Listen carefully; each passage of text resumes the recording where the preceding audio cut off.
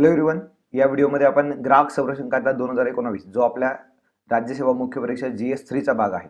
या अगोदर जो जुना सिलेबस होता त्यामध्ये काय होतं, ग्राहक संरक्षण कायदा आपल्या HRD मध्ये पण अभ्यास करायचा होता आणि हाच कायदा आपल्याला पॉलिटीमध्ये पण अभ्यास करायचा होता. पण नव्याने आलेला जो सिलेबस आहे तो पॉलिटीमध्ये या कायद्याला जागा दिलेली नाही. त्याच्यामुळे आपल्याला आता कलम पाठ करायची गरज पडणार नाही किंवा आपण अगोदर काय करायचो आणि आत्ता काय करणार आहोत किंवा GS2 मध्ये विचारण्याची भूमिका कशी आहे आणि GS3 मध्ये विचारण्याची भूमिका कशी आहे तर ते या व्हिडिओमध्ये क्लिअर होईल. आणि ज्या ग्राहक संरक्षण कायद्याचे 107 कलम आहेत या नवीन कायद्यामध्ये, मग 107 कलम पाठ करायचे का किंवा काय लक्षात घ्यायचं किंवा काय लक्षात नाही घ्यायचं, तर या बाबी आपल्याला या व्हिडिओमधून क्लिअर होणार आहेत. ठीक आहे, तर सुरू करूयात.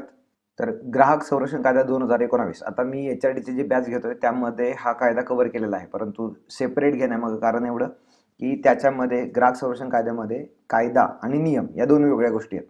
मग कायद्यात ज्या बाबी नमूद केलेल्या नव्हत्या त्या बाबी मी नियमाच्या आधारावर आपल्या पुस्तकात ऍड केलेला आहे. त्याच्यात काही थोडासा बदल आहे तो मला सांगायचा आहे आणि याच्यामध्ये 19 आणि 20 कलम जे माझ्याकडून राहून गेलेलं बुकमध्ये टाकायचं, तर तो मुद्दा याच्यामध्ये क्लिअर करायचा. मग तुम्ही म्हणणार की बुकमध्ये जर राहून गेला असेल तर बरेच जण हे पुस्तक फॉलो करत असतील, राईट. तर या ज्या पुस्तकामध्ये सक्सेस अकॅडमीकडून किंवा IPSR सक्सेस अकॅडमीकडून जे आपण याच्या अगोदर प्रकाशित केलेला आहे, तर या पुस्तकामध्ये पूर्ण सिलेबस कव्हर होतोय आणि हा 5वी एडिशन बघून तुम्ही घेणार आहात. 5व्या एडिशन मध्ये इथे स्टिकर आहे 2020च्या नवीन सिलेबसनुसार, इथे तुम्हाला स्टिकर मिळून जाईल. ठीक आहे ना. तर या पुस्तकामध्ये जो शेवटचा चॅप्टर आहे 2.12 मध्ये ग्राहक संरक्षण कायदा, तर त्या कायद्यामध्ये अगोदर जुना कायदा होता आणि आता 5व्या एडिशन मध्ये त्याच्यामध्ये सुद्धा 2019चा कायदा ऍड केलेला आहे. मग आता मी स्क्रीनवर तुम्हाला 2019च्या कायद्याच्या ओव्हरऑल गोष्टी सांगतो आणि त्याच्यानंतर आपण PDF मध्ये ज्या पद्धतीने आपण व्हिडिओ लेक्चर केलेले आहेत HRDचे तयार किंवा सर्व लेक्चर ज्या पद्धतीने आपण फॉलो करतोय त्याच पद्धतीने मी PDF मधले ज्या महत्त्वाच्या तरतुदी आहेत ग्राहक संरक्षण कायद्यातले किंवा तुम्हाला पाठ करायचे मुद्दे असतील तर ते मुद्दे मी अधोरेखित करणार आहे. ठीक आहे. सो ग्राहक संरक्षण कायदा 2019, आता याचा सिलेबस जर बघितला तर कायद्याची उद्दिष्टे त्यांनी पर्टिक्युलर म्हटलेलं आहे. त्यानंतर व्याख्या, आता व्याख्या प्रत्येक कायद्याचा अभ्यास करताना व्याख्या माहिती असायला पाहिजे. त्यानंतर त्याची यंत्रणा, आता याच्यामध्ये मी पर्टिक्युलर घेतले. आता सिलेबस जर बघितला तर याच्यापेक्षा जास्त मुद्दे आहेत किंवा ग्राहकांचे संरक्षण आहे किंवा यंत्रणांबरोबर त्याच्या तरतुदी, विशेष तरतुदी, अपील कुठे करायचं या अँगलने. ठीक आहे, तर त्या बाबी आपण याच्यामध्ये स्लाइडमध्ये लिहिलेल्या नाही आहेत, आपण त्या सर्व बाबी पुढे घेणार आहोत. ठीक आहे. मग आता सर्वात पहिला 2019चा कायदा येण्यामागं कारण काय होतं की 2019चा कायदा येण्यामागं कारण सगळ्यात महत्त्वाचं जे होतं ई-कॉमर्सला आम्हाला या कायद्याअंतर्गत आणायचं होतं. म्हणजे जो Amazon, फ्लिपकार्ट किंवा तुमचा आणखीन जे वेगवेगळे वेबसाईट असतात तिथून जो व्यवहार चालतो तर त्याला संरक्षण देण्याचा मुद्दा आमच्या जुन्या कायद्यामध्ये नव्हता, कारण की कायदा 86चा आहे आणि त्यावेळी अशी तरतूद असणं अपेक्षित नाही. मग आता 2019च्या कायद्यामध्ये इन्क्लुझिव्ह केलेलं आहे पूर्णपणे आणि त्याच्यामुळे याच्या डेफिनेशनची संख्या सुद्धा वाढली आहे आणि नवीन यंत्रणा इथे आलेल्या दिसतात. कोणती नवीन यंत्रणा आहे तर सर्वात पहिली कोणती, केंद्रीय ग्राहक संरक्षण प्राधिकरण ही नव्याने आलेली यंत्रणा आहे. आणि ग्राहक तक्रार निवारण आयोग ऑलरेडी होता, मध्यस्थ नावाची वेगळी यंत्रणा आलेली आहे.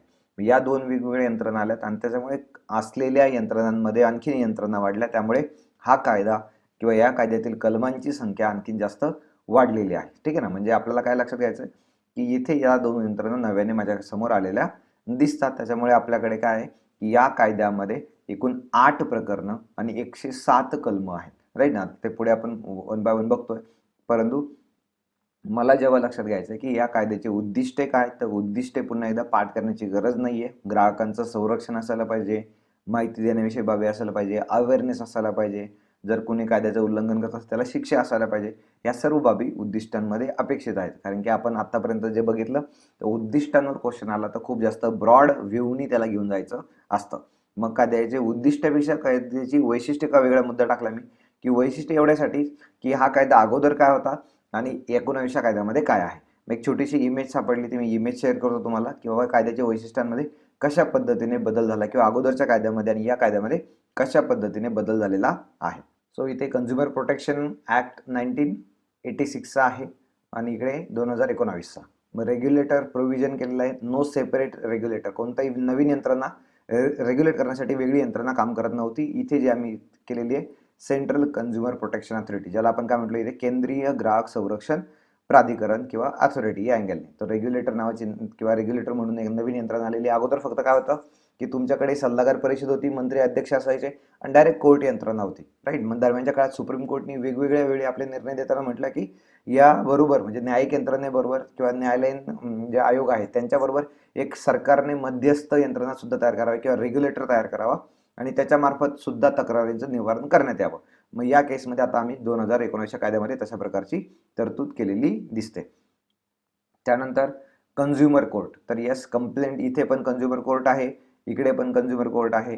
तर अगोदरच्या कन्झ्युमर कोर्टमध्ये आणि आत्ताच्या कन्झ्युमर कोर्टमध्ये कशा पद्धतीने फरक आलाय ते बघूयात. कारण की अगोदर त्याचं कार्यक्षेत्र मर्यादित होतं किंवा कार्यक्षेत्र जी अमाऊंट क्लेम केली जायची तर ती कमी होती. आता कन्झ्युमर कोर्टमध्ये ती अमाऊंट काय झाली, वाढलेली आहे. त्यानंतर प्रोडक्ट लायबिलिटीचा नवीन चॅप्टरच आम्ही याच्यामध्ये ऍड केलेला आहे. प्रोडक्ट लायबिलिटीमध्ये काय म्हणतो किंवा उत्तरदायित्व कोणाचं असणार आहे, तर उत्तरदायित्व निश्चित केलेलं नव्हतं अगोदर. तर आता आम्ही या कायद्यामध्ये उत्तरदायित्व निश्चित केलंय. जो कोणी सेवा देतोय किंवा जो कोणी ती वस्तू विकतोय किंवा बनवतोय तर त्या अँगलने आम्ही प्रोडक्ट लायबिलिटीचा मुद्दा कव्हर केलेला आहे किंवा प्रोडक्ट लायबिलिटी या नवीन कायद्यामध्ये ऍड केलेली आहे. त्यानंतर जे कन्झ्युमर कोर्टचा मुद्दा होता त्याच्यामध्ये म्हटलं की की जो आपण म्हणतो कार्यक्षेत्र विस्तारलेला आहे. म्हणजे जे अगोदर काय होतं, जिल्हा आयोग जो होता, जिल्हा आयोग जो तक्रार निवारण करणारा तो 20 लाखापर्यंतच त्याच्याकडे केसेस घेणारा होता. परंतु आता आम्ही काय केलं, त्याला 1 कोटी रुपयापर्यंतच्या केसेस दाखल करण्याचा अधिकार मिळाला. मग त्याच्यावरती जो राज्य आयोग होता त्याला 20 ते 1 कोटी होतं, इथे 1 कोटी ते 10 कोटीपर्यंत केलं आहे आणि राष्ट्रीय आयोगाला 10 कोटीच्या वरती केलेलं आहे, राईट. आता हे पुन्हा एकदा बदल जो झालाय तो आपल्याला कंपल्सरी माहिती असायला पाहिजे. आपण ते लाईन बाय लाईन पुढे बघणारच आहोत. ही वैशिष्ट्य ओव्हरऑल मी दाखवतोय. ई कॉमर्ससाठी येस आपल्याकडे काही प्रोव्हिजन नव्हती अगोदर, आता आम्ही प्रोव्हिजन पण केलेली आणि आता काही मुद्दे सरकारने जे काही नवीन ड्राफ्ट बनवलेला आहे कमिंग डेजमध्ये, जे फ्लॅश सेल जे करतात ॲमेझॉन एखाद्या दिवशी पूर्णपणे 50% डिस्काउंट 80% डिस्काउंटमध्ये जे काय विकतं त्याच्यावर कंट्रोल करण्याचा मुद्दा सरकारचा चालू आहे. तर तुम्ही पेपरमध्ये वाचत असाल तर बऱ्यापैकी जे ग्राहक संघटना आहेत त्यांनी याला विरोध केला की बाबा ई कॉमर्सला तुम्ही अशा पद्धतीने काय करू नका, कंट्रोल करायचा प्रयत्न करू नका. कारण की मेन काय होणार आहे की या अशा सेलमुळे फायदा कोणाचा होतोय, ग्राहकांचा, राईट ना. तो काय फायदा कंपनीचा होतोय आणि ग्राहकांचा होतोय, तर दोन्ही केसमध्ये चालणार आहे. फक्त कंपनीचाच एकटीचा फायदा होत असेल तर निश्चितपणे चुकीचं आहे, समजते ना. त्याच्यामुळे ग्राहकांच्या हितांचं संरक्षण करणं एक सरकारचं कामच आहे. त्यामुळे तो ई कॉमर्सचा जो नवीन नियम आहे किंवा तो ड्राफ्ट आहे तो सध्या चर्चेत आहे. त्याच्यामुळे कमिंग डेजमध्ये तो सुद्धा चर्चेत राहील. तर ई कॉमर्सचा मुद्दा आपल्याला इथे कव्हर होतो.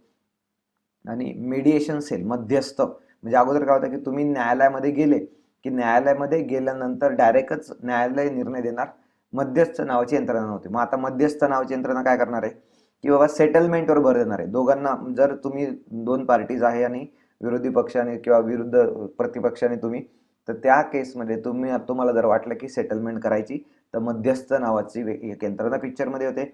तो जे ऑप्शन ठेवतो त्याच्यापैकी तुम्हाला मान्य झालं तर तुम्ही त्या अँगलने पुढे कंटिन्यू करता सेटलमेंटवर भर देऊन. अदरवाईज तुम्हाला नाही मान्य झालं तर तुम्ही पुन्हा एकदा आपल्या यंत्रणेमध्ये, न्यायिक यंत्रणेमध्ये येऊन तिथे न्याय मिळवता किंवा न्याय मिळवण्याचा प्रयत्न करता, राईट. तर ह्या ज्या यंत्रणा आहेत ह्या म्हणजे 19चा कायदा आणि हा 86चा कायदा, हा या दोन याच्यामधून आपल्याला क्लिअर होतो किंवा ह्या कोणत्या कोणत्या प्रोव्हिजन किंवा कोणत्या कोणत्या मुद्दे या कायद्यामध्ये वैशिष्ट्य आपण म्हणू शकतो, ठीक आहे ना. आता पुन्हा एकदा आपण जेवढी ही काही इमेज बघितली याच्यावर ऑब्जेक्टिव्ह लेवलला क्वेश्चन येणार नाही, कारण आपल्याला कायद्याचा व्यवस्थित अभ्यास करायचा आहे. त्यामुळे आपण कायद्याला सुरुवात करूया डायरेक्ट. सो 2.12 ग्राहक संरक्षण. आता याच्यामध्ये जो सिलेबस म्हटलं आपण काय, 2019चा कायदा, त्याच्यानंतर त्याची व्याख्या, उद्दिष्ट, विद्यमान अधिनियमाची ठळक वैशिष्ट्ये, त्यानंतर ग्राहकांचे अधिकार. आता ग्राहकांचा अधिकार हा आम्ही कुठे कलमामध्ये ऍड केलेला नव्हता हा मुद्दा, तर आता ऍड केलेला आहे. त्यानंतर ग्राहक विवाद व निवारण यंत्रणा आपण बघूयात. मंचाचे निरनिराळे प्रकार, त्याचे कार्यक्षेत्र, त्याचे अधिकार क्षेत्र, नंतर अधिकार व कार्य, ग्राहक कल्याण निधी हा नव्याने मुद्दा आलेला आहे आपल्या समोर. आणि त्यानंतर अपील, म्हणजे ही यंत्रणा जी ग्राहक तक्रार निवारण आहे त्याच्यामध्ये अपील कशा प्रकारचं असणार आहे, राईट. तर हा सिलेबसचा मुद्दा झाला. सो ग्राहक संरक्षण कायदा 2019 ग्राहकांच्या हितांचे रक्षण करण्यासाठी आणि त्या उद्देशाने काळाच्या आणि प्रभावी प्रशासनासाठी आणि ग्राहकांच्या तंट्याच्या निराकरणासाठी आणि संबंधित गोष्टींसाठी प्राधिकरण स्थापन करण्यात आले. हा नवीन कायदा किंवा नवीन प्राधिकरण स्थापन करण्यासाठी नवीन कायदा 20 जुलै 2020 रोजी अंमलात आला.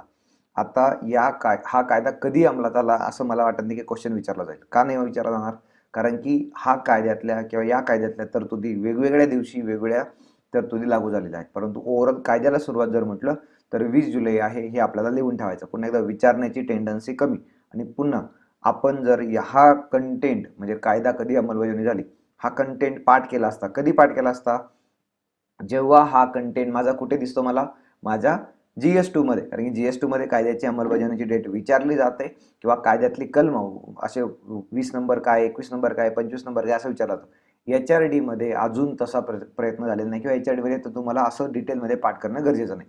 तरी सुद्धा काही कलम आपण प्रायोरिटीवर लक्षात घेणार आहोत किंवा काही कलम आपण प्रायोरिटीवर पाठ करणार आहोत.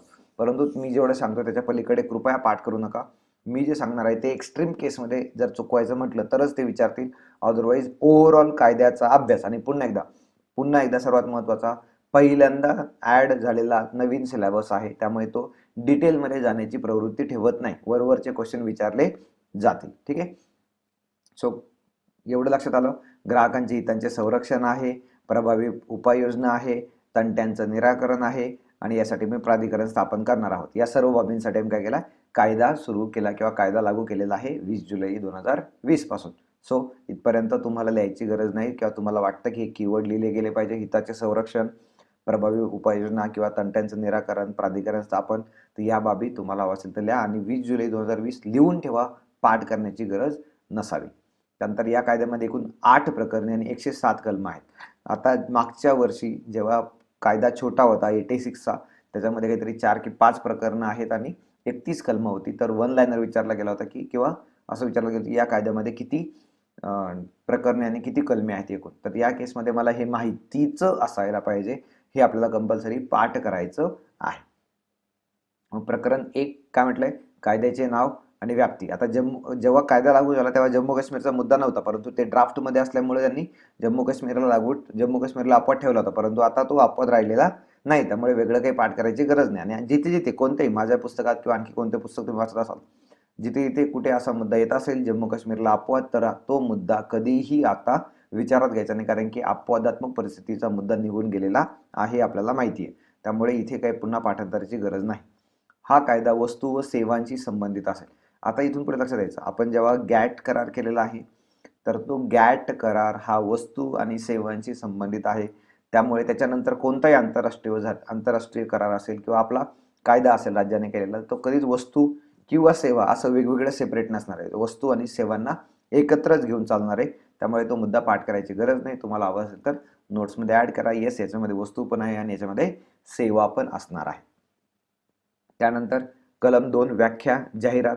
आता इथे बघा कोणत्या कोणत्या व्याख्या पाठ करायच्या, तर व्याख्या मी जेवढ्या सांगतो तेवढं लक्षात घ्यायचं. बाकीच्या सर्व व्याख्या खूप जास्त ब्रॉड आहेत किंवा ज्या पाठ करायची गरज तुम्हाला असणार नाही, किंवा आपल्या समोर आलं किंवा कोणत्या प्रकारची जाहिरात, तर आपल्या समोर जे काही ऑप्शन्स आहेत त्या आधारावर आपण 100% आन्सर मिळवू शकतो. तेवढा कॉमन सेन्स आपला आहे, कारण की आपण मिनिमम ग्रॅज्युएशन पूर्ण केलेलं आहे, राईट ना. त्यामुळे इथल्या तरतुदी सर्व लिहायची गरज नाही, राईट. मग कोणत्या जाहिराती आणि कोणत्या कलमांच्या मुद्दे पाठ करणार आहोत आपण, तर ते मी पुन्हा एकदा पुढे सांगतो. सर्वात महत्त्वाचा एक मुद्दा की जो तुम्ही व्याख्यांच्या स्वरूपामध्ये किंवा व्याख्या जेव्हा विचारल्या जातात त्या वेळी तुम्हाला काय विचार करायचा आहे. आता व्याख्या विचारण्या जाण्यासाठी 2 मुद्दे. एक आहे जाहिरात, म्हणजे प्रश्नाचं स्वरूप काय असेल. पहिला, जाहिरात जाहिरातीची व्याख्या जी 1900 कायद्यामध्ये केलेली आहे, त्या जाहिरातीमध्ये पुढीलपैकी कोणता मुद्दा समाविष्ट होतो किंवा कोणत्या प्रकरणाची किंवा कोणत्या प्रकारची जाहिरात त्याच्यामध्ये समाविष्ट होते. मग याच्यामध्ये प्रिंट आहे, इलेक्ट्रॉनिक मीडिया आहे, बघा स्मोक म्हटलंय, गॅस म्हटलंय. मग गॅसचा उपयोग करून जाहिरात करतो का आपण, तर जे गॅस फुगे असतील, राईट ना, तर ते आपण त्याला जाहिरातीचाच मुद्दा म्हणतो. तुम्ही जर बघितलं असेल तर मोठे मोठे कुठे मॉलमध्ये किंवा एखाद्या मोठ्या हॉटेलचं उद्घाटन होणार असेल तर मोठा बलून सोडतात, खालून दोरीने बांधलेला असतो. तर ती हे सर्व मुद्दे कशाचाही उपयोग करून ती जी ॲडव्हर्टाईज केली असेल तर या सर्व ॲडव्हर्टाईज किंवा या सर्व बाबी ॲडव्हर्टाईजमध्ये यायला पाहिजे. आणि पुन्हा एकदा, आम्ही ज्या अर्थी 19चा कायदा केला तो इतका मोठा आहे, इतका इन्क्लुझिव्ह आहे, त्याच्यामुळे असे मुद्दे जर विचारले तर बहुतेक वेळा उत्तर तुमचं ऑल ऑफ दीज असणार आहे. हा मुद्दा लक्षात घ्यायचा. ठीक आहे. आता हे झालं जाहिरातीचा मुद्दा, किंवा तुम्हाला म्हटलं की क्वेश्चन क्रमांक 1 अशा प्रकारचा विचारला जाऊ शकतो की पुढीलपैकी कोणत्या प्रकारामध्ये हे विचारलं जाईल. दुसरा, किंवा पुढीलपैकी कोणतं कलम हे या जाहिरातीच्या किंवा या व्याख्येविषयी बोलतो. म्हणजे मग कलम पाठ करायचं. मग कलम पाठ करणारे का आपण, तर याच्यामध्ये जवळपास 37, 38, 39च्या आसपास काहीतरी वेगवेगळे कलम आहेत किंवा वेगवेगळे व्याख्या दिलेल्या आहेत. मग सर्व पाठ होणं अपेक्षित नाही, आपण माणूस आहोत, राईट ना. मर्यादा आहेत पाठांतराला. मग आपण ज्या एक्झामच्या अँगलने कामाचे आहेत तेवढ्या आपण लक्षात घेऊयात, तेवढ्या मी लिहायला लावेल. हा दुसरा प्रकार झाला तुमच्या क्वेश्चन विचारण्याचा. आणि तिसरा आणि सर्वात छोटा सर्वात सोपा प्रकार म्हणजे तुमचे जोड्या लावायचा मुद्दा विचारला जातो. जोड्या लावायचा मुद्दा का विचारला जातो पुन्हा एकदा, की तुम्हाला एवढा कॉमन सेन्स आहे का, किंवा तुम्हाला ही हिंट माहिती आहे का, की जेव्हा जेव्हा व्याख्या ज्या आम्ही कायद्यामध्ये लिहितो, मग कायदा कोणताही असो, फक्त आपला ग्राहक संरक्षण कायदा नाही, जर पॉलिटीमधला कोणताही कायदा तुम्ही बघितला तर त्या कायद्यामध्ये व्याख्यांची अरेंजमेंट ही अल्फाबेटिकल ऑर्डरनेच केली जाते. अल्फाबेटिकल ऑर्डरनेच केली जाते. म्हणजे काय, ॲडव्हर्टाईज मधला AD अगोदर आहे म्हणून हा 1 नंबरला आलाय.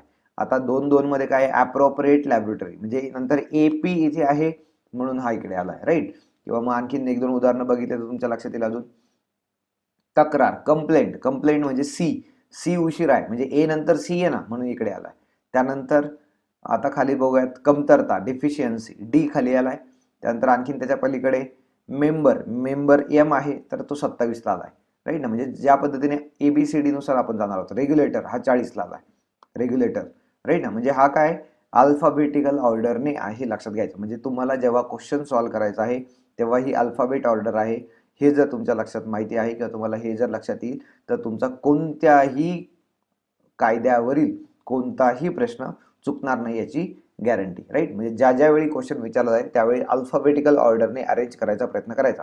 म्हणजे इन बिटवीन विचारलं की 2-5 आणि 2-7 यांच्या जोड्या लावा किंवा योग्य जोड्यामध्ये 2-5, 2-7, 2-9, 2-10 किंवा 2-25.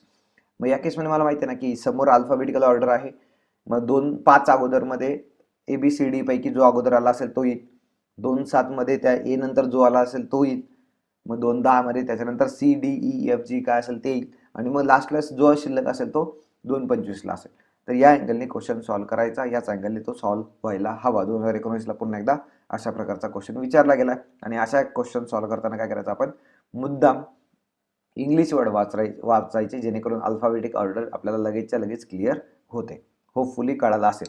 पुन्हा एकदा, जाहिरातीवर विचारले जाणारे 3 प्रकारचे प्रश्न. एक आहे जाहिरातीमध्ये कशा कशाचा समावेश होतो, राईट ना. म्हणजे किंवा जाहिराती म्हणण्यापेक्षा व्याख्यांवर विचारले जाणारे कोणते कोणते प्रश्न 3 प्रकारचे. एक आहे त्या व्याख्येच्या मध्ये समाविष्ट काय आहे ही बाब, राईट ना. त्यानंतर दुसरा, व्याख्या जी दिलेली आहे ती कलम कोणता आहे, पर्टिक्युलर 2-4, 2-5, राईट, त्या अँगलने. आणि त्याच्यानंतर सर्वात महत्त्वाचं की याच्यामध्ये जोड्या लावायचा विचारला गेला तर माझं बरोबरच यायला पाहिजे, ठीक आहे. सो होपफुली तुम्हाला हे कळालं असेल. आता जाहिरातीच्या मुद्द्यावरून पुढे जाऊयात.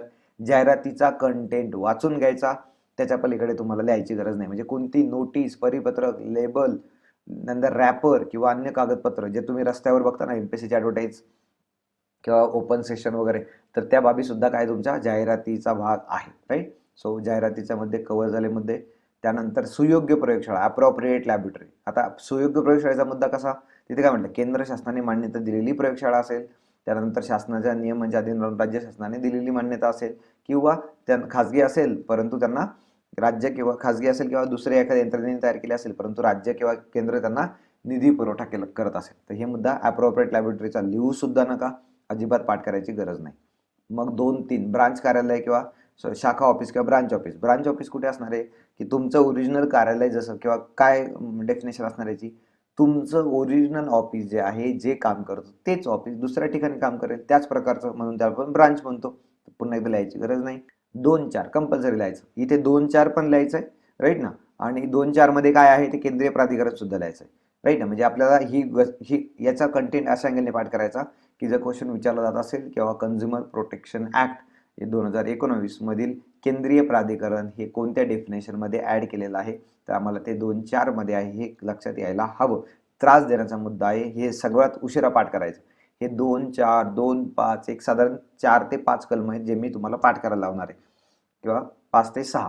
पण हे सगळ्यात शेवटी पाठ करायचं. सगळ्यात शेवटी म्हणजे कधी, ज्यावेळेस तुमचा कायदा पूर्णपणे लक्षात आला, आयोग वगैरे सर्व पाठ झाले, केंद्रीय रचना कळाली आहे, प्राधिकरण कळालंय, आणि ज्या आपल्याकडे कशा पद्धतीने कामकाज चालतं, कशाचं आपल्या प्रक्रियेचं, की तुम्ही तक्रार दाखल केल्यानंतर काय गोष्टी घडतात, त्या सर्व बाबी जर येत असतील, त्या समाविष्ट होत असतील, तर आपण केंद्रीय प्राधिकरणाचं कलम पाठ करणार आहोत सगळ्यात शेवटी, राईट. पुन्हा एकदा सगळ्यात शेवटी. सो मग काय म्हटलं, केंद्रीय प्राधिकरण हा मुद्दा लिहून ठेवायचा. म्हणजेच केंद्रीय ग्राहक संरक्षण प्राधिकरण, जे या कायद्यातील कलम 10 मध्ये स्थापन करण्यात आले किंवा 10 नुसार स्थापन करण्यात आले. म्हणजे आता केंद्रीय प्राधिकरणाचा मुद्दा मी कुठे बघणार आहोत? कलम 10 मध्ये बघणार आहोत. 10 मध्ये ज्याला आम्ही डिफाईन 10 मध्ये आम्ही ज्याला लिहून ठेवलंय त्याला आम्ही 2-4 मध्ये डिफाईन केलेलं आहे. सो 2-4 महत्वाचं आहे. 10 पण आपलं पाठच होणार आहे, पाठ करायचं आहे 10, जे की केंद्रीय ग्राहक संरक्षण प्राधिकरणाविषयी बोलतंय. ठीक आहे. 2-4 मुद्दा झाला. 2-5 तक्रारदार. आता हा मुद्दा 2-5 लिहायची गरज नाही. 2-5 पुन्हा एकदा तुम्ही ठरवा लिहायचं नाही लिहायचं, पण मी म्हणेल की लिहिलं तरी पण पाठ नाही करायचं. सर्वात शेवटी पुन्हा एकदा 2-4 नंतर 2-5 तक्रारदार. कोण कोण येणार आहे तक्रारमध्ये? कोण करू शकतो तक्रार? तिथं म्हटलं ग्राहक, बट ऑब्वियस आहे. स्वयंसेवी संस्था, जे काय व्हॉलंटरी कन्झ्युमर असोसिएशन. आता तुमच्या बुकमध्ये माझ्याकडून प्रिंट होताना एवढंच प्रिंट झालंय, असोसिएशन शब्द राहून गेला होता, तर संस्था आहे तर ते असोसिएशन आहे. त्यानंतर केंद्र किंवा राज्य सरकार तक्रार करू शकतं. केंद्रीय प्राधिकरण सुद्धा तक्रार करू शकते. हे थोडंसं वेगळं वाटेल. केंद्रीय प्राधिकरण जे आम्ही कलम 10 मध्ये स्थापन केलेलं आहे ते स्वतः तुमच्या तक्रारी घेणार आहे. आपण पुढे कार्य बघू त्याचं. ते स्वतः तुमच्या तक्रारी घेणार आहे आणि तरी सुद्धा ते तुम्ही म्हणताय की त्याला पण तक्रार करण्याचा अधिकार आहे, राईट. हे थोडंसं वेगळं वाटेल म्हणून मुद्दाम लिहायचं. 2-5 पुन्हा एकदा 2-5 पाठ करण्यापेक्षा तक्रारदार म्हणजे कोण कोण हे आपल्याला लिहायचं. मग हे पूर्ण लिहायचं, सर्व लिहायचं, परंतु तुमच्या लक्षात येईल की कोणता लिहायचा मुद्दा नाही, कोणता लिहायचा मुद्दा आहे. जो पहिला ग्राहक, स्वयंसेवी संस्था, केंद्र राज्य सरकार, केंद्रीय प्राधिकरण, सन्मानित संबंध असलेले एक किंवा अनेक ग्राहक, बट ऑब्वियस असायला पाहिजे. त्यानंतर ग्राहकाचा मृत्यू झाला असेल तर त्याचा कायदेशीर प्रतिनिधी किंवा जे ग्राहक प्रौढ नसेल तर त्याचा पालक किंवा कायदेशीर पालक. आता हे आपल्या समोर आल्यानंतर आपण नाकारणार नाही, कारण की इन्क्लुझिव्ह आहे, राईट ना. कायदा कसा इन्क्लुझिव्ह आहे, त्याच्यामुळे आपण निश्चितपणे याला घेऊन जाणार आहोत. सो मुद्दे लक्षात आले. सो तक्रारदार 2-5 मध्ये जे तक्रारदार कंप्लेंट आहेत, इथे मुद्दा लक्षात द्यायचा की तुम्हाला काय काय लक्षात घ्यायचं किंवा क्वेश्चन कुठे चुकू शकतो तेवढा मुद्दा तुम्हाला पाठ करायचा आहे. अदरवाईज कोणताही मुद्दा पाठ करायची गरज राहणार नाही. कॉमन सेन्स आधारे क्वेश्चन सॉल्व्ह होतो, कोण कोण तक्रार करू शकतो. त्यानंतर कंप्लेंट, तक्रार. कंप्लेंटमध्ये काय म्हणजे लिखित स्वरूपात दिलेली तक्रार होय. यात पुढील घटक समाविष्ट असतील. आता ही जी कंप्लेंट आहे किंवा ही जी तक्रार आहे तर यामध्ये मुद्दा लक्षात द्यायचा की लिखित हे सगळ्यात बेसिक आहे, कारण की सरकारचं काम आहे ना, लिखित आहे ना, सरकारचं काम आहे, तोंडी तर चालणार नाही. अशा केसमध्ये लिखित जर नसेल, म्हणजे तुम्हाला जर लिहिता नाही आलं तर काय केलं, तिथल्या अथॉरिटीमध्ये तुम्ही जेव्हा जाता किंवा मला कंप्लेंट करायची आहे तिथली अथॉरिटी मदत करेल तुम्हाला लिहायला. म्हणजे तुम्ही जे सांगणार ते लिहून घेणार, तुम्हाला वाचून दाखवणार की बाबा रे असं असंच आहे का, आणि मग खाली तुमची सही घेणार, झाली तुमची लिखित कंप्लेंट. ठीक आहे ना. तर हा रिटर्न कंप्लेंट महत्वाचा मुद्दा आहे, राईट. मग आता याच्यामध्ये काय, अनुचित करार किंवा अनुचित व्यापार प्रथा, याला म्हटलं अनफेअर ट्रेड प्रॅक्टिसेस. अनफेअर चुकीच्या पद्धतीने तुम्ही सांगताय, किंवा फेअर अँड लवली, लावली की गोरख झालं, अनफेअर आहे, राईट ना. प्रतिबंधात्मक व्यापार प्रथा. प्रतिबंधात्मक म्हणजे प्रतिबंध, व्यापार करण्याला तुम्ही प्रतिबंध घालताय किंवा व्यापार करण्यामध्ये जे काही प्रक्रिया आहे त्याच्यामध्ये तुम्ही कुठेतरी आडकाठी आणताय. मग रिस्ट्रिक्टिव्ह ट्रेड प्रॅक्टिस मध्ये काय होतं, आपण या डेफिनेशन पुढे पण डिटेलमध्ये बघणार आहोत. आता मी थोडक्यात सांगून देतो. प्रतिबंधात्मक काय असतं, कांद्याची साठवणूक कशासाठी करता, पुढे साठेबाजी वाढली म्हणजे भाव वाढतील, भाव वाढले की तुम्ही कांदे बाहेर मोठ्या दराने किंवा जास्तीच्या दराने तुम्ही विकणार आहात. म्हणजे काय झाला, रिस्ट्रिक्टिव्ह ट्रेड प्रॅक्टिसेस झालेला. हवं असेल तिथे लिहून ठेवायचं साईडला. आणि पुन्हा एकदा ही पीडीएफ तुम्हाला मिळणार आहे, जे जे व्हिडिओ बघत असतील. आता मी खाली माझं नाव पण देईल, नंबर पण देईल, त्याच्यानंतर लिंक पण देईल. यूट्यूबवर तुम्ही जर बघत असाल तर डिस्क्रिप्शनमध्ये लिंक बघा, त्याच्यामध्ये तुम्हाला ही जी पीडीएफ आहे ती पीडीएफ तुम्हाला मिळणार आहे. त्यामुळे तुम्ही पीडीएफ घ्या, पीडीएफची प्रिंट मारा आणि मग त्या पद्धतीने त्याला हा व्हिडिओ पुन्हा एकदा बघा, म्हणजे तुम्हाला जास्त वेळा आणखी वेगळं काही प्रिपेअर करायची गरज पडणार नाही. सो अनुचित करार, अनुचित व्यापार प्रथा आणि प्रतिबंधात्मक व्यापार प्रथा, हे दोन मुद्दे क्लिअर झाले. तक्रार म्हणजे काय, की असं काही घडत असेल तर तुम्ही याच्या विरुद्ध तक्रार देऊ शकता. ठीक आहे, पहिला मुद्दा झाला. त्यानंतर घेतलेल्या वस्तूमध्ये एकापेक्षा जास्त दोष असेल तर तक्रार देऊ शकता. घेतलेल्या सेवेमध्ये एकापेक्षा जास्त कमतरता असेल तर तुम्ही तक्रार देऊ शकता. सो आता वस्तू असेल तर दोष असेल, बरोबर ना, कारण की वस्तू फिजिकल आहे. परंतु सेवेमध्ये डिफिशियन्सी असा वर्ड वापरलेला आहे, कारण की सेवेमध्ये डिफिशियन्सी असायला पाहिजे. सेवा वस्तू नाहीये ना, दिसत नाहीये सेवा, त्यामुळे त्याच्यात दोष नाही म्हणू शकत, त्याला डिफिशियन्सी, कमतरता म्हणतो आपण, राईट. हे कीवर्ड पुढे येतील परत, हे काय पाठ करायची गरज नाहीये. आणि हे आता 3 मुद्दे झाले. रिस्ट्रिक्टिव्ह ट्रेड प्रॅक्टिसचा मुद्दा झाला, किंवा दोष आढळला, डिफिशियन्सी आढळली म्हणून तुम्ही तक्रार केली. आता याच्या पलीकडे जर व्यापाऱ्याने किंवा सेवा पुरवठादाराने पुढे नमूद केलेल्यापेक्षा अधिक रक्कम आकारल्यास, कोण रक्कम जास्त आकारणार आहे, जो व्यापारी. मग तुम्ही तक्रार करू शकता त्याने जर रक्कम आकारली जास्त तर. एमआरपी असते ना आपल्या वस्तूच्या पॅकेटवर, काय असतं, एमआरपी. मग कोणती वस्तू आपण विकत घेतली, 10 रुपयाचा साबण विकत घेतला, त्याच्यावर जास्त मॅक्झिमम रिटेल प्राइस, म्हणजे जास्तीत जास्त ही जी वस्तू आहे ती किती 10 रुपयाला विकली जाऊ शकते, म्हणजे मॅक्झिमम रिटेल प्राइस. मग या केसमध्ये ती जी रक्कम आहे त्याच्यापेक्षा जास्त किमतीने तुम्ही विकू शकणार नाही, त्याच्यापेक्षा कमी करू शकता. म्हणजे तुम्ही ग्राहक म्हणून दरवेळी तुम्हाला काय करायचं, भाव करू शकता, तुम्ही बार्गेन करू शकता, तुम्हाला तो अधिकार आहे. मी ते म्हटलं कायद्याने नमूद केलेल्या किमती, म्हणजे कायद्यानेच लिहिलंय. जसं आता सध्या सरकारने म्हटलं की तुमच्या वॅक्सिन एवढ्या रुपयाला मिळतील, म्हणजे याच्यापेक्षा जास्त आकारायचं नाही.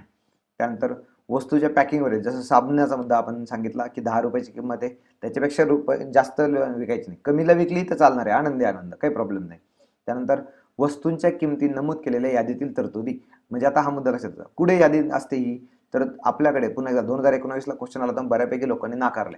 तुमच्या वाण्याच्या दुकानामध्ये किंवा तुमच्या किराणा दुकानामध्ये, गावामध्ये जिथे शेडजी बसतो त्याच्या बाहेर एक बोर्ड लावलेला असतो किंवा त्याच्या पाठीमागं असं काळ्या पेंटमध्ये वरती पांढऱ्या खडून लिहिलेलं असतं, किंवा साखर 20 रुपये किलो किंवा 35 रुपये किलो, तांदूळ हा 20 रुपये किलो, 35 रुपये किलो या अँगलनी.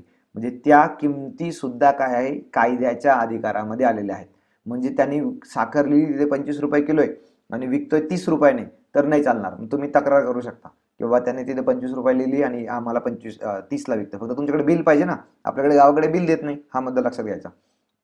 म्हणजे स्वतः दुकानदाराने आपल्या दुकानामध्ये जर यादी लावली असेल किमतीची, तर त्या किमतीच्या पलीकडे तो जास्त पैसे घेणार नाही तुमच्याकडून, हा मुद्दा लक्षात घ्यायचा. 2019ला बऱ्यापैकी लोकांनी चुकीचा केला.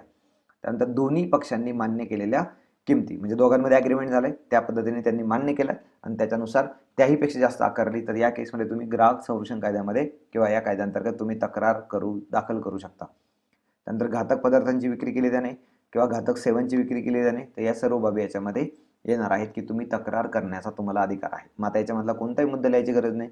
जर तुम्हाला हवा असेल तर हा मुद्दा ऍड करा की बाबा जर वस्तूंच्या किमती नमूद केलेल्या यादीमध्ये त्यापेक्षा जास्त किमतीमध्ये जर विकला गेला तर त्या केसमध्ये हे तुम्हाला माहिती असायला हवं, म्हणून हे लिहायचं. अदरवाईज कोणत्या केसमध्ये तक्रार दाखल करू शकता, माझ्यासमोर ऑप्शन आला तर मी निश्चितपणे त्याला घेऊन जाणार आहोत किंवा व्यवस्थित त्याला डील करणार आहे. त्यानंतर ग्राहक कोण आहे, तर पुन्हा एकदा कोणत्याही व्यक्तीने पैसे देऊन खरेदी केलेली वस्तू किंवा सेवा होय. आता म्हणजे काय, तुम्ही पैसे देऊन खरेदी केलेली वस्तू किंवा सेवा, म्हणजे वस्तू खरेदी केली, पैसे दिले, काही प्रॉब्लेम नाही, म्हणजे तुम्ही ग्राहक आहात. परंतु तुम्ही जर भविष्यात पैसे देण्याच्या मुद्द्यावर जर घेतली तर काय, तर 100% तुम्ही ग्राहक आहात. म्हणजे तुम्ही उधारीवर जेव्हा वस्तू घेता, ती उधारीवर घेतलेली वस्तू पैसे देण्याच्या आत, तुम्ही पैसे द्यायचे आहे दुकानदाराला, ते पैसे देण्याच्या आत तुमच्या लक्षात आलं की ही कशी फॉल्ट आहे, तर तुम्ही तक्रार दाखल करू शकता. हा मुद्दा लक्षात द्यायचा. म्हणजे आपल्याला असं वाटतं की उधारीचा मुद्दा याच्यामध्ये कव्हर होत नाही, उधारीचा मुद्दा कव्हर होतो. कारण की काय झालंय, कॉन्ट्रॅक्ट झाले ना. उधारी म्हणजे काय, तुमचा कॉन्ट्रॅक्ट आहे 1 to 1. काय म्हणताय तुम्ही दुकानदाराला की बाबा पगार झाल्यावर पैसे देतो किंवा बाजाराच्या दिवशी पैसे देतो किंवा माझा पैसे याच्या मित्राकडून त्याच्या मित्राकडून पैसे आले की मग मी देतो. तर हे काय आहे, भविष्यात तुम्ही वचन दिलेलं आहे की भविष्यात तुम्ही पैसे देणार आहात. त्याच्यामुळे तुम्ही कन्झ्युमरच्या डेफिनेशन मध्ये येतात, त्यामुळे हे लिहून ठेवायचं किंवा येता म्हणून, ठीक आहे ना. हे 2 सात लिहायची गरज नाही. कोणत्याही व्यक्तीने भाडोत्री किंवा hire or avails of any services, भाडोत्री घेतलेली सेवा. त्यानंतर काय म्हटलंय, कोणत्याही व्यक्तीने भाडोत्री घेतलेली सेवा. आता भाडोत्री सेवा कशी, तर मुद्दा लक्षात घ्यायचा की तुम्ही जेव्हा समजा मी एखाद्या कंपनीकडून कार हायर केली आणि गेलो फिरायला, म्हणून रस्त्यात कार बंद पडली, तर हे काय, मला जी सेवा दिली ती काय आहे, चुकीची आहे किंवा मला त्याच्यामध्ये कमतरता आढळली, तर या केसमध्ये मी निश्चितपणे त्याच्या विरुद्ध तक्रार दाखल करू शकतो. मग सेवामध्ये काय, व्यापारासाठी विकत घेतलेल्या वस्तू याच्यामध्ये येणार नाही, म्हणजेच खरेदीदार हा अंतिम उपभोक्ता असायला पाहिजे. म्हणजे तुम्ही जेव्हा होलसेल मार्केटमधून एखादा जनरल स्टोअरवाला जेव्हा सामान विकत घेतो त्यावेळेस तो कन्झ्युमर असत नाही, कारण की तो अंतिम उपभोक्ता कीवर्ड महत्वाचा आहे. म्हणजे तुम्ही जेव्हा पुन्हा विकण्यासाठी वस्तू विकत घेता तेव्हा तुम्ही या कन्झ्युमरच्या डेफिनेशन मध्ये किंवा ग्राहकाच्या डेफिनेशन मध्ये येणार नाही, राईट. त्यामुळे हा मुद्दा हवा असेल तर लिहून ठेवायचा, माहिती नसेल तर. त्यानंतर झालेली खरेदी ही ऑफलाईन किंवा ऑनलाईन असेल तर समाविष्ट असेल. ऑनलाईनसाठी चाललं सगळं, त्यामुळे तो मुद्दा पुन्हा एकदा असायला पाहिजे. त्यानंतर 2.8 ग्राहकवाद. आता म्हणजे काय की जर मी तक्रार केली, समोरच्या व्यक्तीने ज्याच्या दुकानातून मी काय घेतलंय, वस्तू विकत घेतलेली, आणि मी तक्रार केली आणि त्याने माझ्या तक्रारीला जे काही नोटीस पाठवली न्यायालयाने, त्या नोटीसला त्याने उत्तरच नाही दिलं किंवा त्याच्यावर दिलेले आरोप होते नाकारले, त्यांनी फेटाळले, तर काय झालं, आता वाद सुरू झाला. तोपर्यंत वाद नाहीये, येत आहे लक्षात. वाद कधी सुरू होतो, जर पहिल्या केसमध्ये काय की मी एखादी वस्तू विकत घेतली दुकानातून, मी त्याला म्हटलं की बाबा रे तुझ्या वस्तूमध्ये दोष आहेत, त्याने ऐकलंच नाही. मग मी न्यायालयामध्ये गेलो, ग्राहक न्यायालयाने त्याला नोटीस पाठवली, बाबा रे आमच्याकडे असं असं आलंय, तुझं म्हणणं काय मांड. त्याने उत्तरच नाही दिलं किंवा त्याने ते आरोप पूर्णपणे फेटाळले, तर आता वाद सुरू झाला. जर एखाद्या दुकानदाराने ते आरोप ऍक्सेप्ट केले की यस मला मान्य आहे आणि मी याचं काय जे नुकसान आहे ते भरून देतो, तर वाद तयार होणारच नाही. त्यामुळे डायरेक्ट न्यायालय निर्णय देईल. परंतु वाद कधी तयार होतो, जर समोरचा व्यक्ती गोष्टी नाकारतो, राईट. त्यामुळे वाद हा लिहायची गरज नाही. 2-9 2-9 कंपल्सरी लिहायचं, म्हणजे 2-9 पण लिहायचं असं. आणि हे ग्राहकांचे अधिकार सुद्धा मुद्दा लिहायचा. म्हणजे पहिल्यांदा आम्ही आमच्या कायद्यातील तरतुदीमध्ये ग्राहकांचे अधिकार समाविष्ट केलेले आहेत.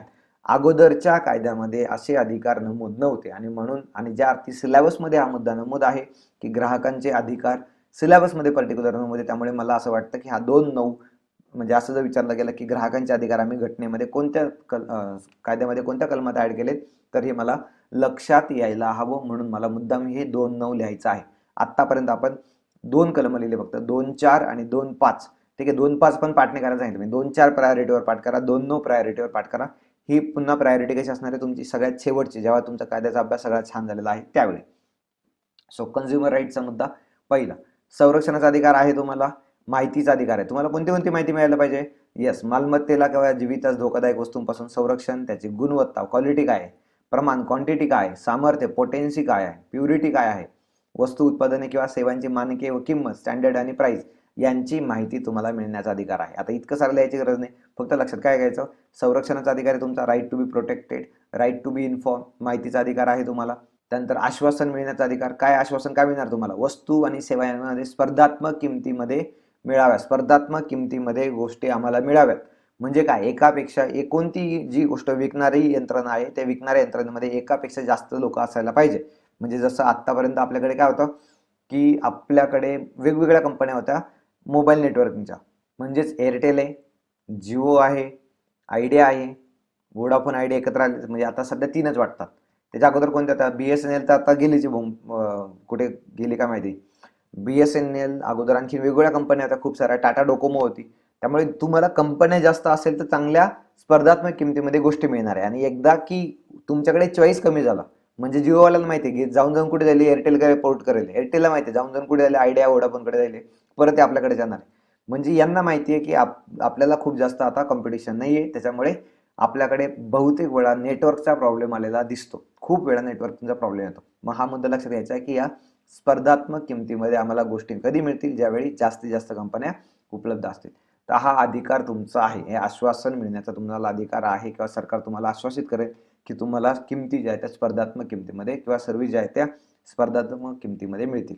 सो आता पहिला अधिकार होता तुमचा प्रोटेक्शनचा, संरक्षणाचा अधिकार होता, माहितीचा अधिकार दुसरा होता तुमचा, आता आश्वासन मिळण्याचा अधिकार तिसरा आहे तुमचा. त्यानंतर ऐकण्याचा अधिकार, हा कंपल्सरी लक्षात घ्यायचा. ऐकण्याचा, राईट टू हर्ड, म्हणजे तुमच्या ग्राहकांच्या हिताचा योग्य विचार करण्याबाबत हा मुद्दा लक्षात घ्यायचा, राईट टू हर्ड लिहायचा. त्याच्यानंतर काय म्हटलंय 5 मध्ये, तक्रार निवारण करण्याचा अधिकार, राईट टू सीक रिड्रेसल, तक्रार निवारण यंत्रणा आहे आपल्याकडे, राईट. मग कोणत्या कोणत्या तक्रार किंवा कोणत्या बाबतीत आपण ते तक्रारीच्या मुद्द्यामध्ये बघितलंय. त्यानंतर म्हणजे ग्राहकांचे शोषण होणार नाही याच्या विरुद्ध तक्रार निवारण्याचा अधिकार असायला पाहिजे, काही हरकत नाही. आणि ग्राहक जागरूकतेचा अधिकार, हा अधिकार कोणाचा आहे? तुमचा, नागरिकांचा अधिकार आहे. आणि ग्राहकांची जागरूकता करायची हे कर्तव्य कोणाचं आहे? राज्याचं कर्तव्य आहे, राईट. ही 6 अधिकार कंपल्सरी नोट्समध्ये लिहायचे. त्याच्या पुढचा कंटेंट नाही लिहिला तरी चालेल एक्सप्लेन करणारा, फक्त क्वेश्चन जर विचारला गेला की या कलम 2-9 मध्ये कोणते कोणते अधिकार समाविष्ट होतात, तर 100% तुमचं उत्तर बरोबर येणार आहे. परंतु त्रास देण्याचा मुद्दा आला तर कोणत्या या कायद्यातील कोणत्या कलमामध्ये आम्ही ग्राहकांचे अधिकार डिफाईन केलेले आहेत किंवा व्याख्या केलेली आहे, तर ते 2-9 आहे ते पाठ करायला थोडासा वेळ लागणार आहे. ठीक आहे, पुढे जाऊयात. 2-10 दोष. आता दोष पाठ करायची गरज नाहीये, दोष कशामध्ये असणार आहे? वस्तूमध्ये असणार आहे, ते लक्षात घ्या फक्त. त्यानंतर कमतरता डिफिशियन्सी हे कुठे असणार आहे? सेवेमध्ये असणार आहे, सर्व्हिसमध्ये असणार आहे, हे सुद्धा पाठ करायची गरज नाहीये. डिझाईन गरजेचं नाहीये. प्रत्यक्ष विक्री कशा पद्धतीने असेल किंवा कोण विक्री करेल हे पुन्हा पाठ करायची गरज नाही. डायरेक्टर जनरल, आपल्याकडे एक यंत्रणा आहे डायरेक्टर जनरल, त्याच्यामध्ये एक व्यक्ती येणार आहे. कोण डायरेक्टर जनरल असणार आहे? जिथे आपण इन्व्हेस्टिगेशन विंग तयार करणार आहोत, जी प्राधिकरणाअंतर्गत काम करेल, तो मुद्दा पुढे आहे, तो मी सांगेन. त्यानंतर जिल्हा आयोग, 2 मध्ये 15 जो उपकलम आहे त्याच्यामध्ये आम्ही जिल्हा आयोगाची डेफिनेशन दिलेली आहे. आणि जिल्हा आयोग म्हणजे कोण? तर कलम 28(1) नुसार स्थापन करण्यात आलेला आयोग. आता हे लिहायचं. म्हणजे 215 पण लिहायचं का? येस, या ठिकाणी लिहायचं आहे. राज्य आयोगाचा मुद्दा लिहायचा आहे आणि जिल्हा आयोगाचा आणि राष्ट्रीय आयोगाचा जे तिथे स्थापन केले ते. त्यामुळे 215 लिहायचं आहे. याच्यामध्ये डिस्ट्रिक्ट कमिशन म्हटले आणि पुन्हा एकदा जिल्हा आयोग अगोदर आलं का? कारण की डिस्ट्रिक्ट आहे, राईट. त्यानंतर काय येणार आपल्याकडे? राष्ट्रीय आयोग येणार, कारण की नॅशनल एन आलाय, राईट ना. आणि त्याच्यानंतर स्टेट कमिशन, स्टेट येस सगळ्यात शेवटी. म्हणून आपल्याला या 3 क्रमाने जर बघितलं तर त्या केसमध्ये सुद्धा आपल्याला लक्षात येऊन जाईल. त्यानंतर ई कॉमर्सचा मुद्दा. काय म्हटलं? ई कॉमर्समध्ये डिजिटल किंवा इलेक्ट्रॉनिक नेटवर्कवर वस्तूंची खरेदी विक्री, खरेदी किंवा सेवांची खरेदी विक्री जिथे होते तर त्या पद्धतीने हे ई कॉमर्सचा मुद्दा तुम्हाला माहिती आहे, पुन्हा एकदा पाठ करायची गरज नाही. त्यानंतर इलेक्ट्रॉनिक सेवा पुरवठादार. सेवा पुरवठादार कोणाला म्हटलंय? जी व्यक्ती विक्रेत्यास ग्राहकांना वस्तू किंवा सेवा विकण्यासाठी सक्षम तंत्रज्ञान पाहिजे होते. इथे तंत्रज्ञान आणि प्रक्रिया पुरवते.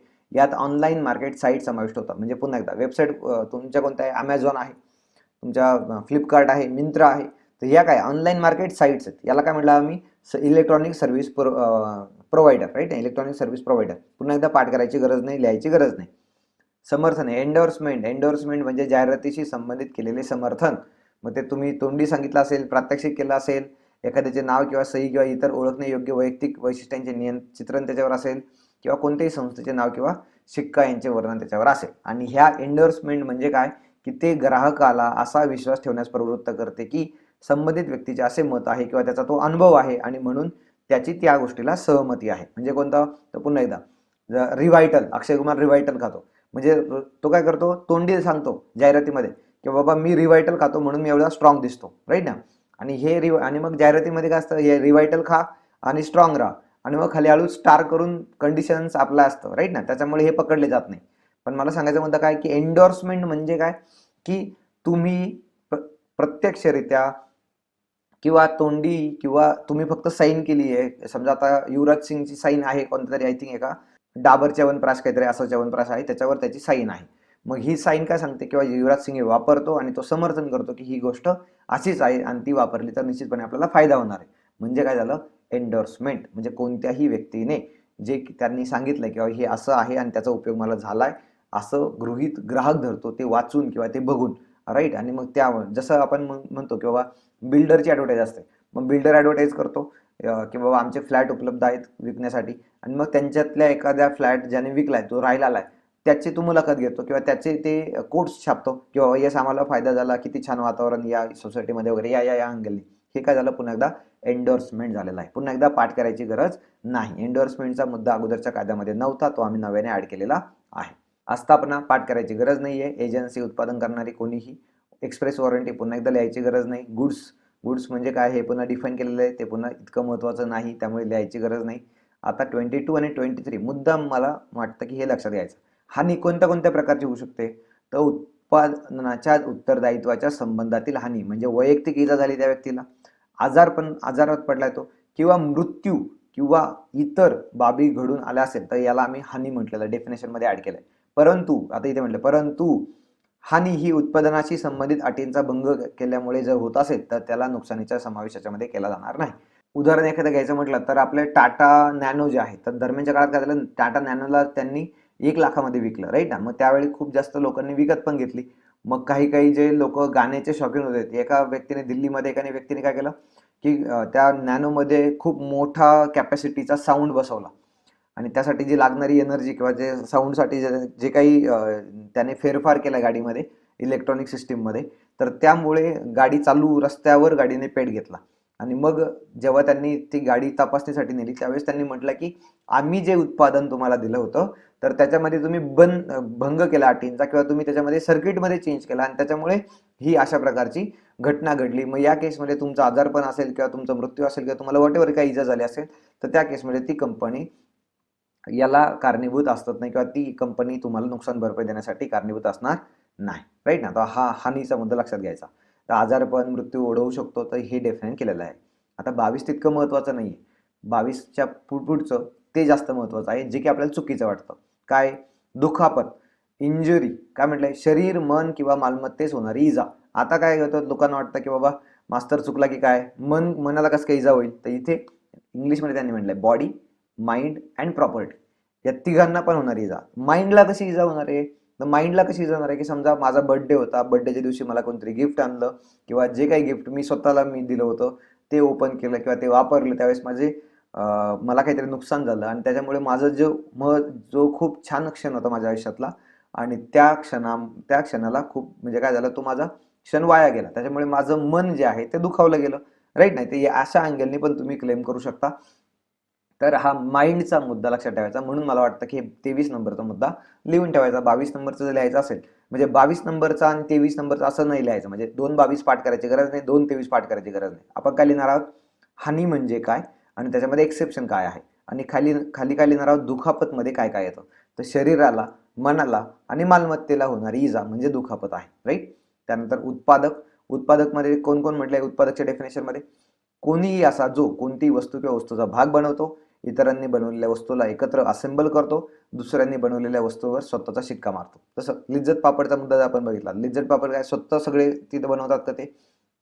नाही. मग ते काय करतात, काही स्थानिक स्तरावरच्या ज्या महिला आहेत, समजा पुण्यामध्ये लिज्जत पापडचा उद्योग आहे, मग ते काय करतात, जे काही गोष्टी बनवायच्या आहेत मग त्याचं जे पीठ वगैरे लागणार आहे, समजा पापड बनवायचे, मग पापडला बेसिक काय पीठ लागतं किंवा त्या गोष्टी, मग त्यांनी माल मटेरियल तुमच्या स्थानिक स्तरावरच्या ज्या महिलांना घरी नेऊन दिलं आणि त्यांना म्हटलं की आम्हाला काय करायचं, हे पापड लाटून द्यायचे. मग त्यांनी ते पापड लाटले आणि ते पापड कंपनीमध्ये जमा झाले आणि जमा झाल्यानंतर त्यांनी शिक्का मारला की संपलं, की ती वस्तू काय झाली, आम्ही बनवलेली आहे या अँगलने. राईट. सो वस्तूचा भाग बनवतो किंवा बनवलेल्या वस्तूला असेंबल करतो. असेंबल जसं आपल्याकडे बहुतेक मोबाईल आपल्याकडे असेंबल होतात. राईट ना, कारण की मोबाईलचे जे बेसिक सर्किट आहेत ते आपल्याकडे चायना, साऊथ कोरिया, व्हिएतनाम इकडून येतात. मग या केसमध्ये आपण काय म्हटलं की आपण फक्त असेंबल करतो. राईट ना, म्हणजे तरी पण इथं असेंबल करणारी व्यक्ती उत्पादकच्या डेफिनेशनमध्ये ऍड केलेली. म्हणजे 1 2 3 म्हणजे उत्पादक हे तुम्हाला हवं असेल तर लिहा, परंतु 2 24 म्हणजे काय हे असं पाठ करायची गरज नाही. त्यानंतर मध्यस्थी. आता मध्यस्थी नावाची प्रक्रिया आहे 225 मध्ये, 226 मध्ये मध्यस्थ, 75 मध्ये नमूद केलेला. आता हा 226 निश्चितपणे तुमच्या नोट्समध्ये लिहा, कारण की आम्ही जर विचारलं गेलं किंवा 226 किंवा मध्यस्थ हे काय आहे किंवा मध्यस्थ व्यक्तीविषयी जो मध्यस्थी यंत्रणा आहे, व्यक्ती म्हणण्यापेक्षा यंत्रणा, तर ती कोणत्या कलमामध्ये नमूद केली, ती कलम 75 मध्ये आहे आणि डिफाईन करताना आम्ही 226 मध्ये डिफाईन केलेली आहे. नंतर सदस्य मेंबर काय पाठ करायची गरज नाही. राष्ट्रीय, राज्य आणि जिल्हा स्तरावरचे अध्यक्ष आणि सदस्य यांना आम्ही मेंबर म्हटलोय, पाठ करायची गरज नाहीये. दिशाभूल करणारी जाहिरात. दिशाभूल कसं होणार आहे, उत्पादन किंवा सेवेचे चुकीचे वर्णन, उत्पादन किंवा सेवेची चुकीची हमी. राईट. आणि महत्वाची माहिती सांगितलीच नाही मुद्दाम, ते या अँगलने पुन्हा एकदा पाठ करायची गरज नाही. आपल्या समोर आल्यानंतर आपल्या लक्षात यायला हवं. त्यानंतर 229 काय, राष्ट्रीय आयोग. राष्ट्रीय आयोग कुठे लिहिला आम्ही, आमच्या कलम 53(1) मध्ये नमूद केलेला आहे. याच्या अगोदर काय बघितलं आपण, जिल्हा आयोग, त्याची डेफिनेशन लिहिली 2.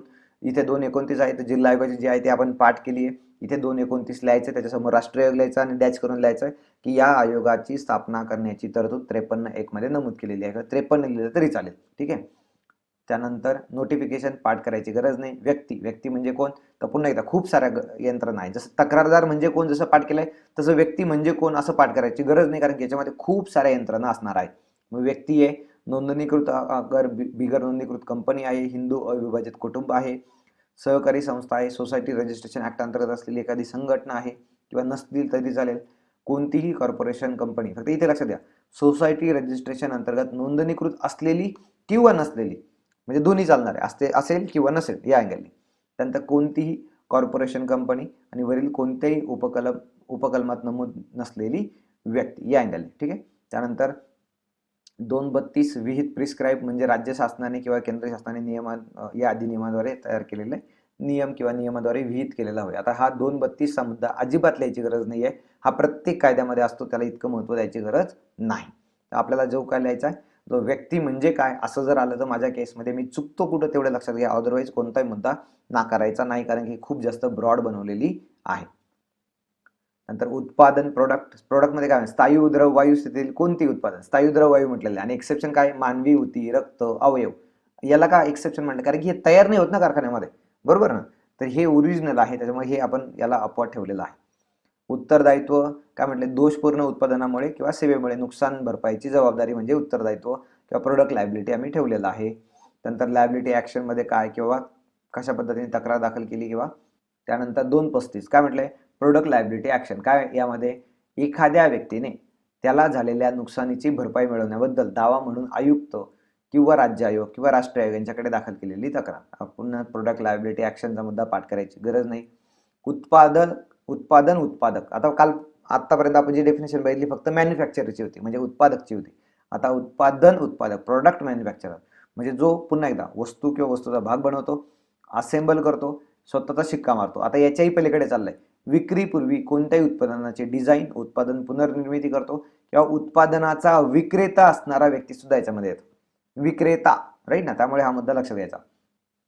पुन्हा पाठ करायची गरज नाही, इतकी गरजेचं नाहीये, कारण की याच्यामध्ये खूप जास्त डेफिनेशन आहे, आपण खूप कमी पर्टिक्युलर गोष्टी पाठ करतो किंवा लक्षात घेतो. नंतर विक्रेता, प्रोडक्ट सेलरमध्ये काय, उत्पादनासंदर्भात अशी व्यक्ती जी व्यवसायात आयात, विक्री, वितरण, भाडेपट्टी, पॅकेज, लेबल, बाजारपेठ, देखभाल इत्यादीमध्ये गुंतलेली आहे. याचबरोबर जो विक्रेता सुद्धा आहे आणि सेवा पुरवठादार सुद्धा आहे, यांचा सुद्धा प्रोडक्ट सेलरमध्ये समावेश आम्ही केलेला आहे. मग आता या जवळपास या दोन्ही डेफिनेशन जवळपास सेम वाटतात. 36, 37 पुन्हा एकदा वेगवेगळ्या अँगलने त्याला पाठ करायची गरज नाही, कारण की आपल्याला खूप जास्त प्रायोरिटी आहे क्वेश्चन याच्यावर जास्त एक विचारण्याची. तर एक व्याख्येवर झालं तर आपल्याला आरामात क्वेश्चन टॅकल करता प्रायोरिटी लक्षात येते. त्यामुळे हे कृपया करू नका. उत्पादन सेवा प्रदाता काय म्हटलंय, या संदर्भात कोणती सेवा प्रदान करणारी व्यक्ती, काही हरकत नाही. रेग्युलेशन्स पुन्हा एकदा गरज नाही लिहायची. 240 मध्ये रेग्युलेटर पुन्हा एकदा लिहू नका. 241 प्रतिबंधक व्यापार व्यवहार, रिस्ट्रिक्टिव्ह ट्रेड प्रॅक्टिसेस. रिस्ट्रिक्टिव्ह आहे ना, रिस्ट्रिक्टिव्ह, मग आपण काय म्हटलंय, असा व्यवहार ज्यामुळे किंमत किंवा त्याचे वितरण करण्याच्या अटी किंवा माल किंवा सेवाशी संबंधित बाजारपेठातील पुरवठा प्रवाह, या पुरवठा प्रवाहावर तुम्ही काय करताय, परिणाम घडून आणताय आणि जास्त किमतीमध्ये उपलब्ध करून देताय. म्हणजे तुम्ही काय करताय, गोष्टी रिस्ट्रिक्ट करताय, प्रतिबंध आणताय त्याच्यावर पुरवठा होण्यावर, आणि एकदा की किंमत वाढल्या मग तुम्ही त्या किमती बाजारपेठामध्ये उपलब्ध करून देताय. व्यापाऱ्यांनी मान्य केलेल्या कालावधीमध्ये वस्तूंचा पुरवठा न करणे म्हणजे साठेबाजी. आपण दरम्यानच्या काळात इंजेक्शन वगैरे बघितले, खूप सारे साठेबाजीचा मुद्दा. आणि कोणती व्यापार पद्धती ज्यात ग्राहकांना खरेदी करणे, भाड्याने घेणे इत्यादीसाठी भाग पडले जाते. जसं आपल्याकडे अगोदरच खूप साऱ्या लोकांनी रेमडेसिवीरचे इंजेक्शन घेऊन ठेवले होते की भविष्यात मला लागले तर मी ही जी परिस्थिती तयार झाली, तर ही परिस्थिती सुद्धा साठेबाजीचा भाग आहे किंवा रिस्ट्रिक्टिव्ह ट्रेड प्रॅक्टिसेसचा भाग आहे. तर 242 सर्व्हिसेस सर्व प्रकारचे असतील, फक्त मोफत सेवा येणार नाही, वैयक्तिक सेवा येणार नाही. मोफत सेवामध्ये काय, मोफत वाचनालय असेल, मोफत एखादा शिबिर असेल तर कोणत्या याच्यामध्ये येणार नाही. वैयक्तिक सेवामध्ये घरातील मोलकरीण आणि वैयक्तिक गाडीचा ड्रायव्हर, म्हणजे या दोघांपैकी तुम्ही काय 1 to 1 कॉन्ट्रॅक्ट येते, तर घरातली मोलकरीण आली नाही म्हणजे तिने तुम्हाला चांगली सेवा दिली नाही, म्हणजे तुम्ही तिचे कंझ्युमर आहात असं होत नाही. आलं लक्षात. त्यामुळे हे एक्सेप्शन्स आहेत, हे मुद्दाम लिहून ठेवायचे, कारण की याच्यावरच क्वेश्चन विचारला जातो. त्यानंतर हे लिहायची गरज नाही. 242 मध्ये सर्व्हिस आहे का हे लिहायची गरज नाही, परंतु सर्व्हिस मध्ये काय आहे हे लिहायचं आपल्याला. 243 उत्तेजित वस्तू गरज नाही लिहायची. स्टेट कमिशन कंपल्सरी, 244 मध्ये स्टेट कमिशन आहे आणि ते आम्ही स्थापन कुठे केलंय, 42(1) नुसार कंपल्सरी लिहायचं आहे. त्यानंतर व्यापारी म्हणजे कोण पुन्हा पाठ करायची गरज नाही. अनुचित करार पुन्हा एकदा लिहू नका. अनुचित व्यापार व्यवहार, unfair trade practice. Unfair trade practice मध्ये आपण काय म्हटलं, रिस्ट्रिक्टिव्ह ट्रेड प्रॅक्टिस एक होतं जिथे की साठेबाजीचा मुद्दा होता. इथे अनफेअर मध्ये काय, वस्तूची विक्री, वापर, वितरण वाढवण्यासाठी सेवेची उपलब्धता करताना अनुसरलेल्या अनुचित, बेकायदेशीर आणि फसव्या पद्धतींचा उपयोग. राईट. आता आपण साधारणपणे ज्यांनी बसनी प्रवास केला त्यांनी एक गोष्ट अनुभवलं की जिथे एखाद्या समजा नगर बस स्टँडवर एखादी बस थांबली, तर मग बसमध्ये एखादा व्यक्ती चढतो, हातामध्ये एक छोटं काहीतरी यंत्र असतं किंवा ज्यूस काढायचं मशीन असतं, आणि मग तो दाबतो आणि ज्यूस काढतो, फिरवतो, छानपैकी ज्यूस पण निघतो आणि आपण ते यंत्र विकत पण घेतो. परंतु हे विकत घेतलेलं यंत्र घरी आल्यानंतर कामच नाही करत. मग हे जे आहे ते ज्यांनी वाढून सांगितलेलं आहे किंवा त्यांनी व्यवस्थित आपल्याला सांगितलंच नाही की कशामध्ये यूज करायचं, तर या सुद्धा काय होतं, तुमच्या अनफेअर ट्रेड प्रॅक्टिसेस आहेत. मग हे पुन्हा रोमन 1, 2, 3, 4 इतकं सारं पाठ करायची गरज नाही. आपल्याला समोर ते आल्यानंतर आपण त्या अँगलने प्रिपेअर करत आहोत की त्या अँगलने आपण ते घेऊन जाणार आहोत. राईट. मग हे 247 अनुचित व्यापार व्यवहाराचा मुद्दा इथपर्यंत तुमच्या लक्षात आलेला आहे. या डेफिनेशन इथपर्यंत संपल्यात. राईट. पुढच्या व्हिडिओमध्ये आपण ग्राहक संरक्षण परिषदा आणि ज्या तक्रार निवारण यंत्रणा आहेत तर तो मुद्दा बघूयात. या व्हिडिओमध्ये इतकंच थांबूयात. थँक्यू.